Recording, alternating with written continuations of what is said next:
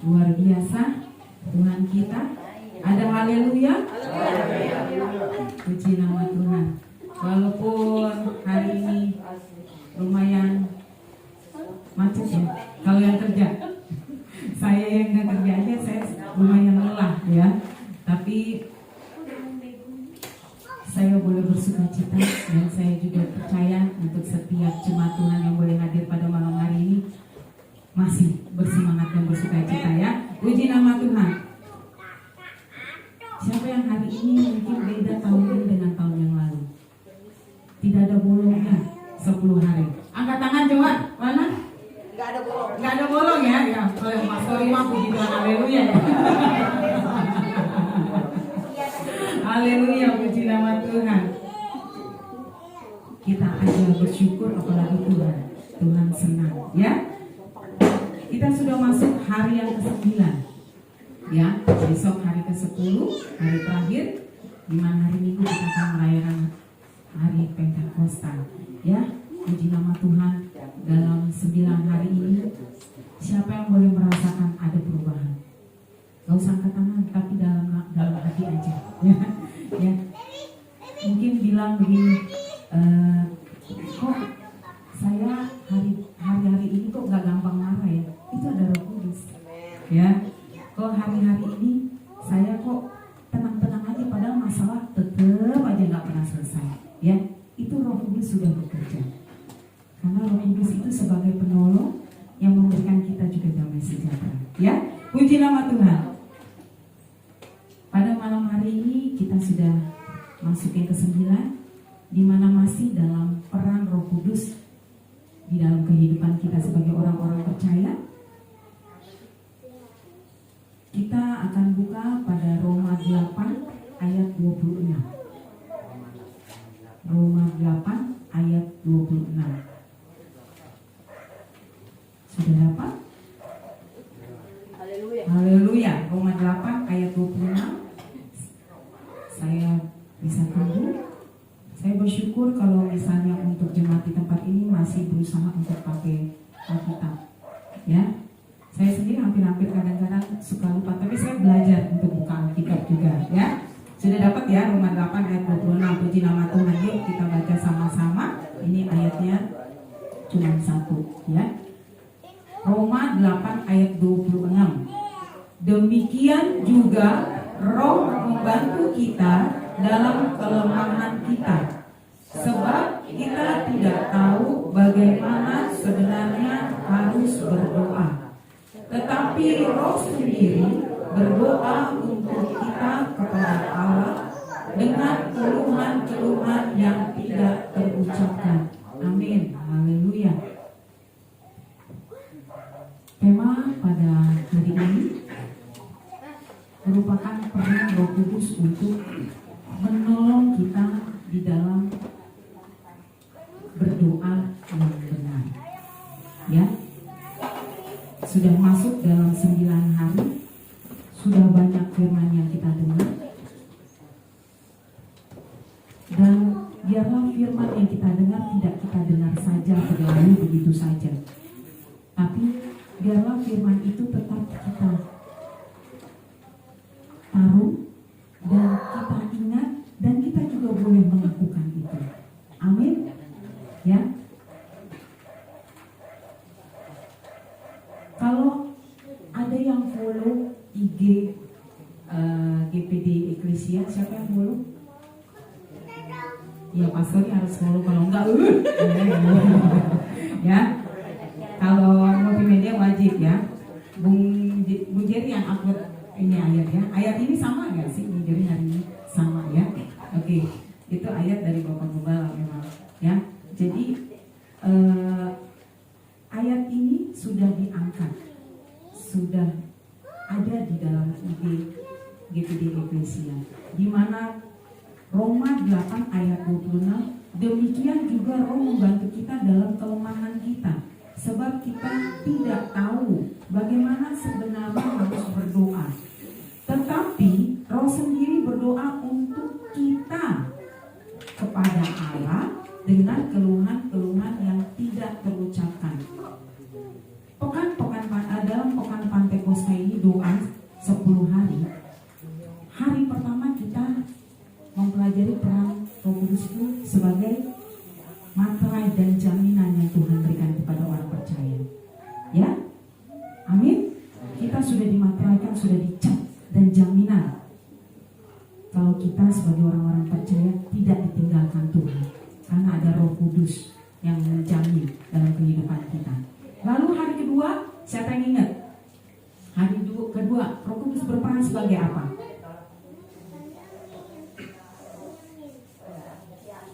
Betul. Iya, benar. Betul juga Tante ya. Hari kedua kita menjadikan dan memimpin kita hidup sebagai anak-anak Allah. Bagaimana bangganya kita yang tadinya kita seorang yang berdosa, tidak layak ya untuk menerima semua kebaikan dan kasih karunia Tuhan. Tuhan angkat kita sebagai anak. Ya kan? Dan kita memanggil Allah kita, ya Abah, ya Bapak. Kita panggil dia Bapak. Berarti sebegitu dekatnya kita. Lalu pada hari yang ketiga, Roh berperan sebagai pemimpin, betul. Pemimpin kita di dalam kebenaran, yang mengingatkan kita untuk hal-hal di mana yang kita lakukan itu harus dalam kebenaran Tuhan. Amin. Lalu yang keempat, Roh Kudus itu berperan sebagai apa? Penolong, parakletos, yang dimana dia selalu ada berdampingan dengan kita dan tidak pernah meninggalkan kita.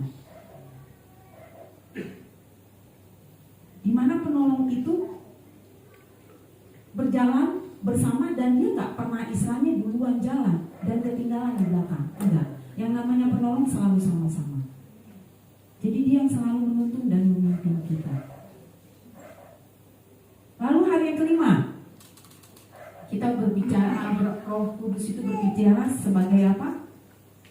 Pembaharuan.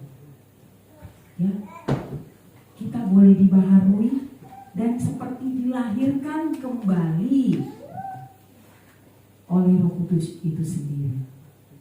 Luar biasa ya. Dari hari pertama, kedua, ketiga, keempat, kelima, pekerjaan Roh Kudus yang begitu dahsyat dan begitu multitasking. Lalu yang keenam, Roh Kudus berperan sebagai apa? Penolong untuk mematikan perbuatan-perbuatan daging. Ya itu salah satunya. Jadi kalau di saat kita sudah merasakan Roh Kudus itu boleh hidup, Roh Kudus itu boleh bekerja, otomatis kedagingan kita itu akan melemah. Roh kita yang akan semakin kuat. Banyak hal. Ya, misalnya ya tadi memang kita gampang emosi, ataupun istilahnya kita misalnya senangnya nonton film terus, tapi kita ambil waktu untuk membaca firman ataupun berdoa, ya, sehingga kedagingan itu berkurang, tapi rohnya yang naik, ya, sehingga terbentuk ataupun akan timbul buah roh itu. Siapa yang tahu buah roh ini? Kayak guru sekolah minggu yang harusnya tahu. Novel biasanya apal tuh ya 9 buah roh itu ya, yang ada di Galatia 5 ayat 22 sampai 27. Ya, itu ayat sering banget ya. Tapi kalau boleh saya baca, itu di Galatia 5 ayat 22 sampai 23. Tetapi buah roh ialah kasih, sukacita, damai sejahtera, kesabaran, kemurahan, kebaikan, kesetiaan, kelemah lembutan, dan penguasaan diri. Tidak ada hukum yang menentang hal itu. Kalau boleh itu kita pahami, 9 buah roh itu otomatis akan ada dalam kehidupan kita jika roh itu terus ada melekat dalam kehidupan kita. Amin. Sebenarnya kalau misalnya saya pahami, jika 9 roh itu yang terakhir itu kita lakukan terlebih dahulu, kita melakukan penguasaan diri, maka secara otomatis buah roh yang berikutnya itu akan mengikuti dan bisa kita lakukan. Jadi kalau misalnya kita sudah bisa menguasai diri dalam kedagingan kita, otomatis kita akan bisa lemah lembut, ya enggak? Ya kan? Kalau sudah bisa lemah lembut, berarti kita sudah mencoba untuk bisa setia, lalu bisa melakukan kebaikan dan seterusnya. Yang ujungnya di mana kita bisa mengasihi, walaupun ada orang yang membuat kita kecewa, ataupun ada orang yang membuat kita istilahnya sakit hati, tapi kasih yang dari Kristus itu boleh ada timbul dalam kehidupan kita. Amin. Lalu hari ke-7 kita belajar mengenai peran Roh Kudus menyertai dan menjadi penghibur orang percaya. Kita percaya Roh Kudus tadi benar selalu menyertai dan menjadi penghibur bagi orang percaya. Dan kemarin kita dikuatkan lagi oleh kebenaran firman Tuhan sebagai apa? Memberikan keadilan dan kemerdekaan. Ya, di mana kita sudah dibersihkan, sudah dimerdekakan oleh Roh Kudus sehingga kita boleh ada dalam kemenangan. Hari ini yang ke-9 yang tadi ayat dari Roma 8 ayat 26, Roh Kudus berperan sebagai penolong yang membawa kita untuk bisa berdoa yang benar. Kita tahu kalau doa itu sering kita dengar ataupun sering kita baca, doa itu adalah nafas orang percaya, ya. Istilahnya komunikasi kita kepada Tuhan. Tapi kadang-kadang doa kita continue nggak? Intent nggak sama Tuhan? Kita jawab masing-masing, ya. Kalau kita sudah memahami kalau doa itu penting dalam kehidupan kita dan doa itu merupakan nafas dalam kehidupan kita, maka di saat kita bangun pagi, kalau kita belum berdoa kita nggak enak bawaannya. Amin. Agama lain saja pernah saya sampaikan, mereka itu bikin satu bangunan untuk menyembah Tuhannya dia itu di depan rumahnya. Dia belum berani ataupun dia belum bisa melakukan aktivitas ataupun makan minum sebelum dia kasih persembahan itu kepada dewanya.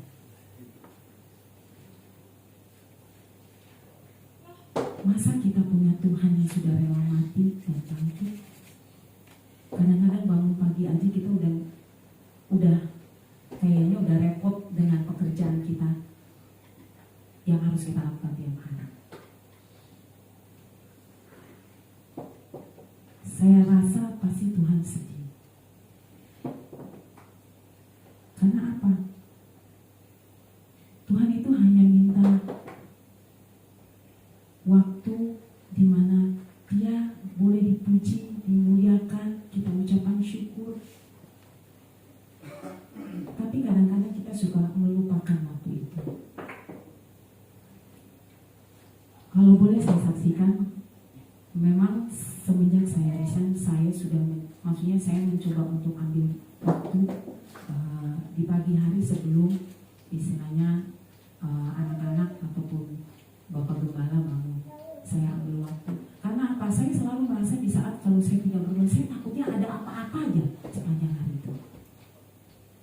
Itu yang saya rasakan. Ya, saya nggak tahu jemaat di tempat ini. Tapi saya yakin kalau jemaat di tempat ini sudah ada kebiasaan yang dilakukan, itu pasti akan terasa. Dan saya 2 hari yang lalu ya Bapak Gembala ya, saya memang juga salah ya sebetulnya. Jadi hari itu memang saya nggak tahu kenapa pagi itu berdoa kayaknya ada Tuhan tolong, Tuhan jauhkan. Selalu saya bilang Tuhan jauhkan jemaat-jemaat Eklesia, keluarga hambamu, keluarga besar hambamu dari segala malapetaka, kecelakaan, marah bahaya, penyakit, virus, bakteri, semua saya bilang saya penting dalam nama Yesus. Sebelum berangkat, memang Bapak Gembala ini sudah lelah karena dia pulang perginya macet, pulangnya memang macet, ya. Jadi traffic lah. dia pas-pasan tuh dia datang, tapi saya sama anak saya sudah mencoba, misalnya sudah prepare dia datang, saya sudah siap-siap. Entah bagaimana saya juga nggak merasakan bagaimana, cuman saya sudah ambil mobil, saya sudah taruh mobil di depan rumah, saya sudah masuk di dalam mobil, udah nyala anak-anak dan sambil saya kasih makan. Tapi saya bingung, kenapa Bapak Gembala belum turun ya? Saya pikir begitu. Tapi sudahlah, akhirnya berjalan, Bapak Gembala turun, dia baik, dia diam saja.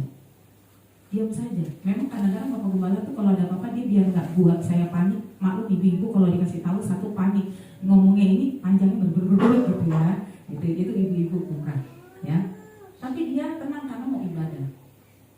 Setelah ibadah di perjalanan pulang, dia bilang, Bugeng, lain kali kalau lama saya belum turun, cari saya. Nah, kenapa Pak Bugeng? Ternyata dia jatuh di kamar mandi. Tapi karena kebaikan dan kemurahan Tuhan, kepalanya dia tidak terbentur di lantai. Tapi mungkin karena dia sudah capek dan lelah. Itu saya yakin tangan Tuhan yang menjaga kepalanya. Dan dia memang kena benturan. Benjol. Di dalam mobil itu saya bilang, darah Yesus, terima kasih Tuhan. Dia memang diam saja lagi di perjalanan. Tapi saya percaya karena kuasa Tuhan, karena doa yang terus kita naikkan setiap hari, itu yang membentengi dalam kehidupan kita. Amin. Kadang tiap pagi saya lakukan itu rutinitas, tapi saya boleh rasakan hari itu berbeda. Karena doa yang saya naikkan mungkin ya kembali itu lagi ya. Tapi saya rasakan ada yang beda. Tapi saya boleh melihat campur tangan Tuhan luar biasa kalau Bapak Gembala. Dia jatuh di kamar mandi dan dia kena dinding katanya. Bisa tahu Bu Basi tinggi, dia juga tinggi. Walaupun kamar mandi kita agak lumayan besar, tapi kan jaraknya itu dia untuk tidak kena polsek ataupun lantai. Tuhan itu baik. Tuhan itu baik. Dan malam itu dia tidur, saya cuma bilang, oh sudah istirahat Bapak Gembala.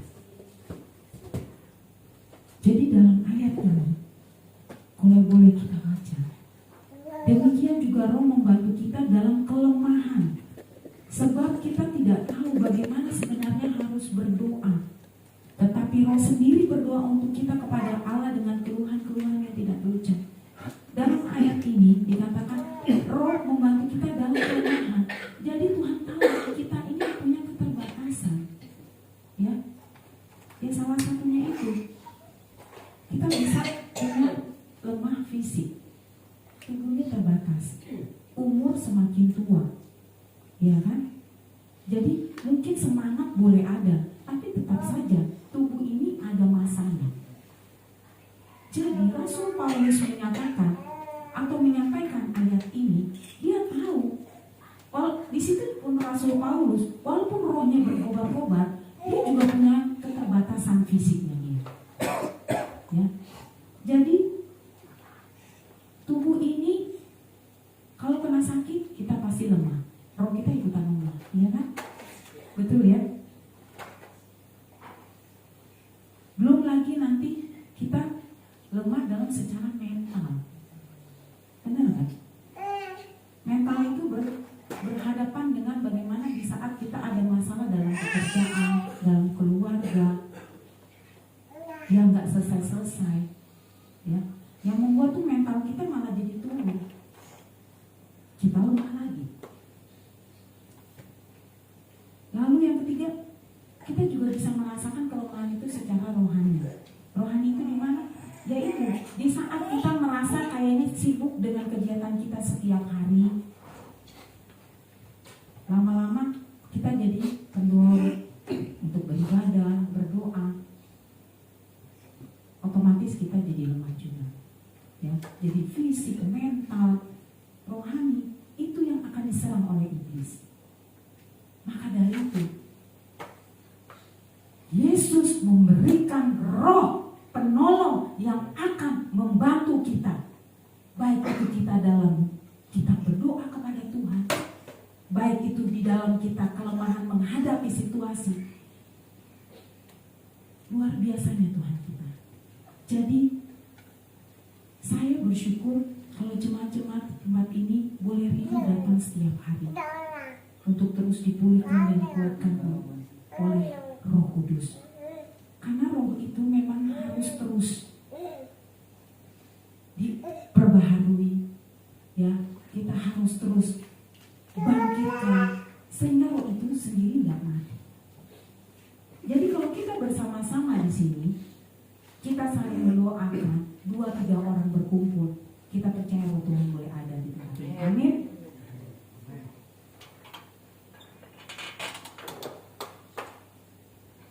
Jadi kita percaya kalau dalam ayat ini menyatakan di dalam kelemahan kita ada Roh Tuhan yang selalu berdoa di saat tubuh kita lemah. Mungkin rohani kita juga dalam keadaan lemah, tapi Roh yang akan terus menuntun kita untuk menyampaikan setiap keluhan-keluhan kita kepada Tuhan. Amin. Mungkin saya tidak panjangkan untuk renungan pada hari ini, dan satu ayat lagi yang boleh saya sampaikan. Kita baca di Roma 8 ayat 28. Kita jangan pernah lupa dan pegang ayat ini. Roma 8 ayat 28. Sudah datang?